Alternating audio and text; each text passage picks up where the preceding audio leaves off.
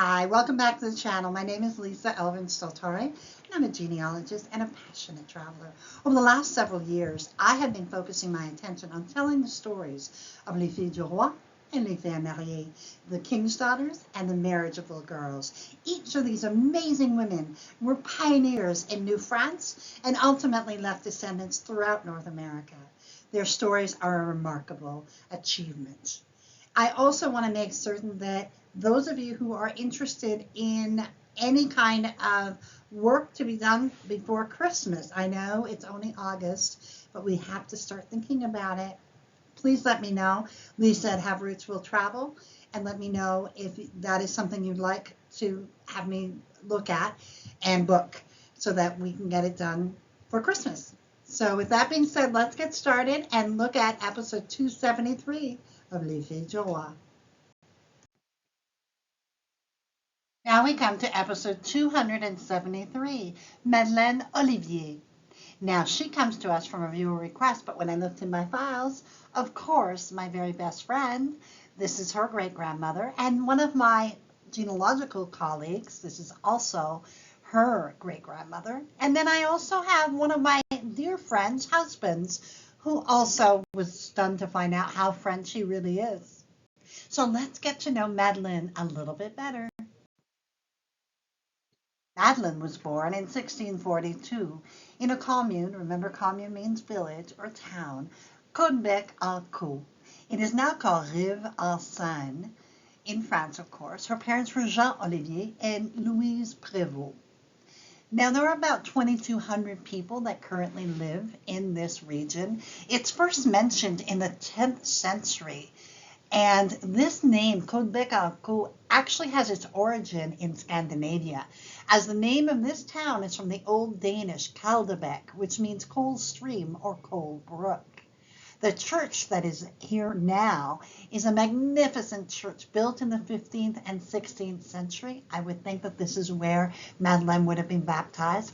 And the Maison des Templiers, the Templars' house, from the 12th and 13th century is listed right there on the bottom of your screen where you see the people gathering. That is actually a picture of inside of it. I would absolutely adore going there. I'm fascinated by all those Knights of Templar stories. So Madeline would lose both her parents, and in so doing, she decided, or was offered, the opportunity to become a fille du roi.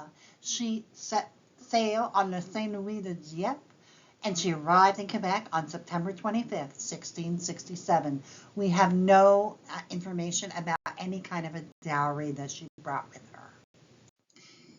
The groom that she selected and who selected her, his name, Thomas Rousseau, and he was born in 1626 in a small commune called Auroux, France. His parents were Honoré Rousseau and Marie Boileau. Now, this small, very small, 98 people actually live there now, is found in the Nouvelle-Aquitaine region of France, where you can see on the left. And then inside of that region, at the very top, you see Deux-Sèvres, the department or county, if you will. The church that is on the upper right is Saint-Martin-d'Auroux, that was first built in the 10th century, but destroyed by the Protestant uprising in the 15th centuries. And this church is a reconstruction from the 18th century, although parts of it are still part of what existed prior to the destruction. The castle dates from, that you see there on the bottom, dates from the 12th century. Just a really, really picturesque place to visit, I can only imagine. So we know when Madeline came to New France, which was 1667. All we know about Thomas' arrival is that as of 1664, he was confirmed to be in Quebec City. Now let's have a look at when they got married. They got married October 5th, 1667 at Quebec City. Now the family would settle on the fabulous Île d'Orléans, which is located on the St. Lawrence River, about 3 miles east of downtown Quebec. The island was actually one of the very first parts of the province to be colonized by the French, and a large percentage of French Canadians can trace their ancestry to the early residents of this island. Having just gone there last year, I can tell you it was a monumental experience to travel in the footsteps of my ancestors. Really encourage everyone who has ancestry back to this time. And even if you don't, it gives you really an idea of what Quebec was like at this time. Now, I want you to look at the map in the middle, and you can see that it's subdivided. So the island is an island. Obviously, it's not that big, but each one is unique. So we want to start with, at the very tip when you get on there, it's Saint-Pétronille, Saint-Pierre, Sainte-Famille, Saint-François, Saint-Jean, and Saint-Laurent. So depending on where your family settled is where you're going to have to first look. And it's very important that you know, if you can, where your family settled. Now, it's also important for you to know that it wasn't always called Île d'Orléans. Sometimes it was called Grande Île, or Big Island, Sainte Marie, or Saint Laurent. So if you actually encounter information and it kind of like, what island is this? It is actually Île d'Orléans. It was actually named, they changed the name to honor the son of King Francis II, the first actually, Henri II, who was the Duke of Orleans at the time. So you can see how fertile and how the land is, and how the French Canadians, or the French, actually at that point they weren't French Canadian, would have been attracted to the land and would have said, yeah, I want to actually, stake my claim here. Would go on to have 11 children. Anne Catherine would marry Simon Fournier and have 11 children, 10 of whom survived to adulthood. Simon's mother was Françoise Hébert, which meant that the famous Louis Hébert was his great-grandfather, and his great-grandmother was Hélène Desportes, who was the first white child born in North America. Just an amazing connection. Marie unfortunately passed away at age 16. Geneviève would marry Jean-François Langlois and have 8 children, 3 of whom made it to adulthood. Jean-François' mother was Marie-Charlotte Bélanger, who we will see later in this episode. Martin would marry Marie-Élisabeth Thibault and have 8 children, 7 of whom would survive. Elizabeth's mother was Elisabeth Agnes Lefebvre, a Fille du Roi episode number 2 way back then. Pierre, the twin to Martin, would unfortunately pass away at age 11. Marguerite would go on to marry Pierre Noël Moret and have 13 children, 8 of whom would make it to adulthood. His mother was Marie-Madeleine Normand, the Fille du Roi, episode 207. Marie would unfortunately pass away at age 11. Thomas was actually an invalid, and he was confined to the Hôpital Général of Quebec. So we don't know what exactly he had, but he obviously could not function on his own. Louise would marry Jean-Baptiste Proulx and have 9 children, 6 of whom would make it to adulthood, 5 who would leave descendants. Antoine died sometime after 1739. He married Anne-Catherine Bouffard and would have 12 children, 7 of whom would make it to adulthood. Jean-Baptiste would die sometime after 1754. He would marry Catherine Rouleau and have 6 children, all of whom would make it to adulthood. He would then marry Madeleine de Trois-Maisons and have 8 children, 4 of whom would make it to adulthood. That's just an amazing.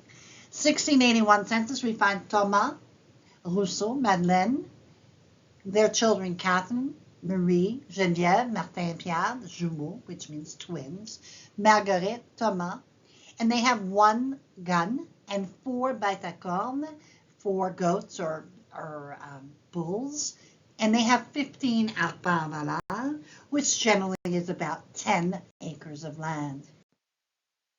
Passed away much too soon at the age of 48 in 1690. She's buried at Saint Laurent Cemetery. She and Thomas would have been married 22 years as of that date. And she would leave us, despite her small time here with us. She would leave us with 87 descendants as of 1729.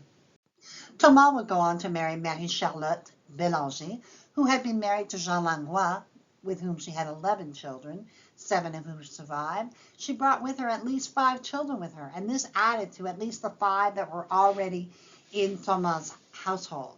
They would go on to have one son together, Guillaume, who unfortunately died at age 16. Thomas and Charlotte would be married almost 20 years before she herself passed. Thomas would go on to live until at least 1716. We don't have an official death, but if he did die even at 1716, he would have been at least an astonishing 90 years of age. By then, of course, he was living with his son Antoine. To live to 90 at that age is like living till 120 in our age, because of the fact that there was no medicine. You had to essentially, go by your genetics. And so this is just truly an amazing, amazing man to have survived all that he survived. So kudos to him.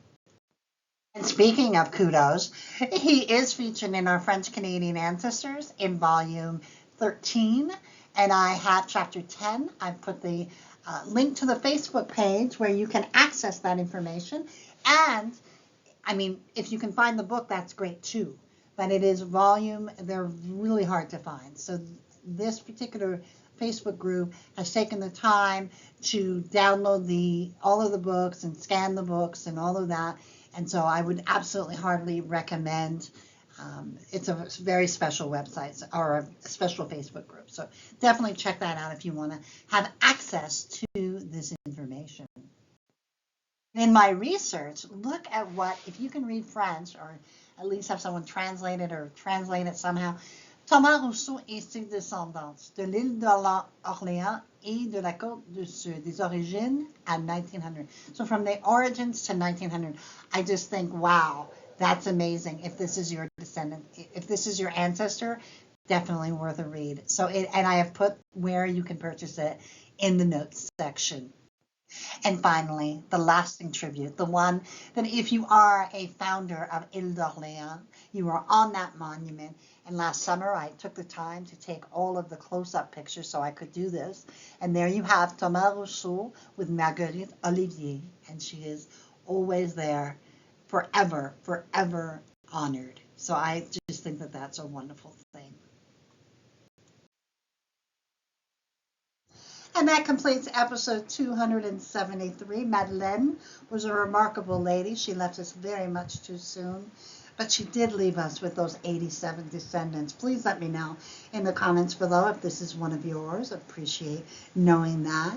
I just want to make certain that we understand that each of their contributions were so remarkable. And the fact that she is on that monument and truly a pioneer at Ile d'Orléans is an amazing feat and one that you can be proud of. And to have married Thomas Rousseau, who so much is written about, is also very important. She began the legacy that would remain with Thomas and his descendants as well. So with that being said, I also want to say thank you to my patron supporters and subscribers, and make sure that you know how much you are appreciated each and every day. I wouldn't have the gumption to keep doing this. Remember, we're on 273 and there are over, 700 of these stories. So yeah, I need definitely your encouragement. And also like and notify, that also helps the channel grow. So with that being said, let's see you on episode number 274 of Les Filles du Roi. Until then, au revoir.